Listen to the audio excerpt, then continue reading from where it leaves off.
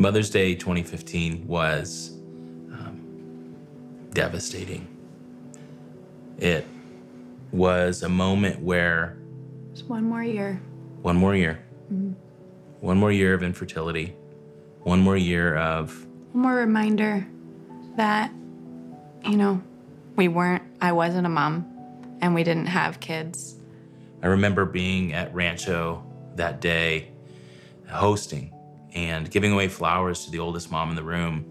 As soon as I got off stage and headed to the green room, I remember being down in my hands, just crying and isolated and lonely and devastated that I couldn't give Alex all that I had dreamed of. And that was a family. Mm-hmm.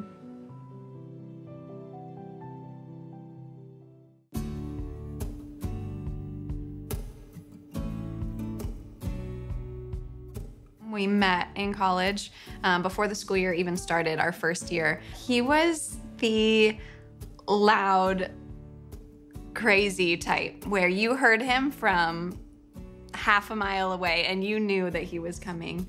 For her, it was like, oh, that's totally never gonna be a guy that I would ever date or marry, or so why would I spend a ton of time with him? And so interested. I remember sophomore year, we had been friends for a while, but I kind of just said to myself, I was like, I'm just gonna go see if she'd want to have lunch or coffee with me. And I thought it was just coffee, and then all of a sudden, 4 hours later, our conversation was still going on, and we couldn't believe we just couldn't stop talking. And and it wasn't me talking the whole time.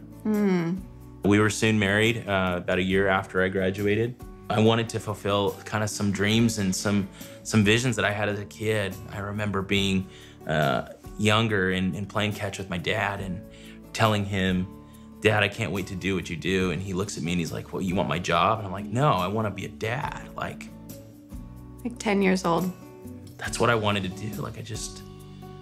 I craved, it was in me. I want to be a father. I want to nurture, and I want to provide, and I want to protect.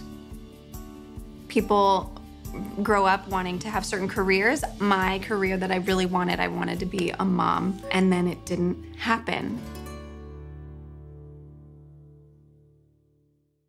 And we thought, well, that's fine. It'll only be 6 months. It'll only be a year. It'll only be a year and a half. And then it'll only be 2 years. And honestly, there were these moments where we were like, God, if you're so good, why do you keep us from what is good? I'd be sitting in the kitchen crying, like almost to the point I had to turn the oven off and stop cooking. And I just kind of sat on the floor, just bawling my eyes out. And I remember I would send her pictures of me being in tears while she was working. And she would do the same.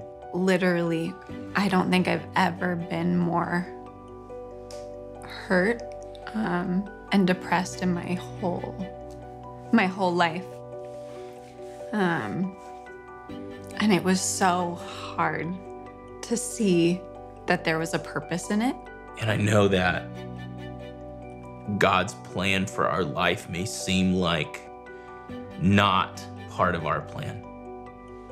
But what Alex and I learned was we didn't go around the pain. We didn't go around the problem. We went to and through God in the problem. And because we did that, we grew closer together. But I think the funny thing is that God works in almost sometimes different and opposite ways that you would think. He does what he says he's gonna do, always. But he always does things kind of in a way that you really have to depend upon him. Philip had wanted to adopt. The moment we got that diagnosis, he was ready. He was ready to adopt. And I was in denial. And I said, I'm not ready. And he was patient, and he waited for me, and he just prayed that I would come around. I went to a women's conference, and my heart really changed. And I realized I could bring children to his kingdom, not through a pregnancy. And my heart began to soften. And I came home from that women's conference, and I told Philip, I'm ready. I'm ready to adopt. On Mother's Day 2015, I was hosting at Rancho Capistrano and found a family that was by the kind of the pastries that day, and they were just trying to have an experience on Mother's Day with their mom. And little did I know that a few minutes earlier they had handed their prayer request card to that lead usher, and I get a call at the same moment from our pastor James at Rancho, and he says, "Hey Philip, I need you to come into the green room immediately." And I say, "Okay, well, I'll be right there. I'm with the family right now." And so I hang up and finish the conversation, give them hugs and tell them we're praying for them and we love them, and head to the green room. And Pastor James says, "Philip, I need you to sit down and close the door while you're at it." And so he hands me the prayer request card, and it says, "We're 37 and a half weeks pregnant and looking for a family to adopt." And I, at that moment, looked at him in shock and said, "Are you kidding me? Is this real?" He goes, "It's absolutely real. By the way, it's the family that you were just loving on the patio." My walls were actually really up at that point because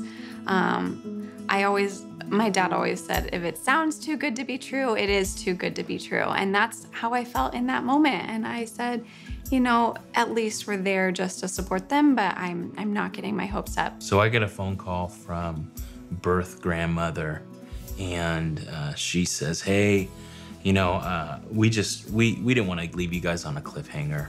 We just wanted you guys to know what we thought and how it went." She tells Philip that we pick you, that we want you guys to be the parents. And Philip tells me, he's like, "Alex, I've never seen you have more of an ugly cry in your whole entire life." Cry. I just grabbed a towel that was close to me and just covered over my face, and I was rocking back and forth. I don't think I've ever sobbed harder. My walls fell the moment that we heard that, and we just were elated.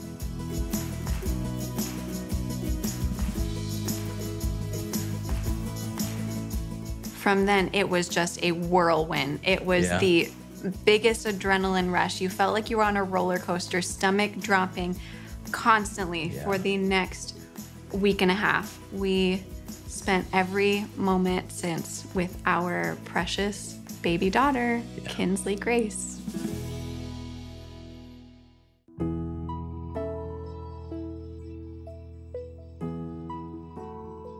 God's timing honestly was incredible in the sense that not only was he there building our family in a physical sense with our daughter, he was actually building an even bigger family at Aliso Viejo, and it started on Easter of 2015.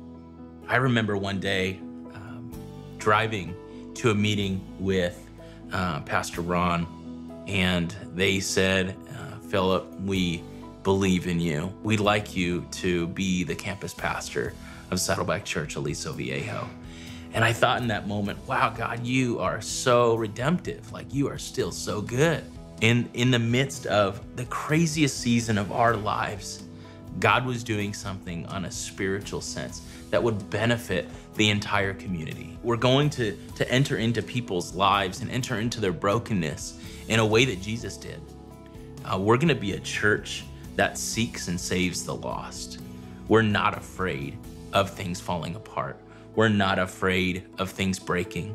We're not afraid of things getting taken away, because with God, all things are possible.